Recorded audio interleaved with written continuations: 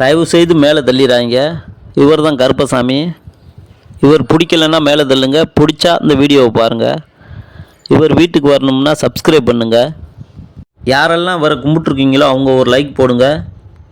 யாருக்கெல்லாம் இவர் குலதெய்வமோ அவங்கெல்லாம் எங்கே கருப்புன்னு கமெண்ட் பண்ணுங்கள். யார் உடம்புலையெல்லாம் கருப்பு வந்து ஆடுவாரோ அவங்கெல்லாம் வீடியோவை ஷேர் பண்ணுங்கள். யாருக்கெல்லாம் இவர் காவல் தெய்வமோ அவங்க காவக்காரன்னு கமெண்ட் பண்ணுங்கள். இந்த வீடியோவை முழுசாக பார்க்கும்போது கருப்போட அனைத்து அவதாரமும் நீங்கள் பார்த்த மாதிரி இதனால் இன்னைய பொழுது உங்களுக்கு அருமையாக அமையும்.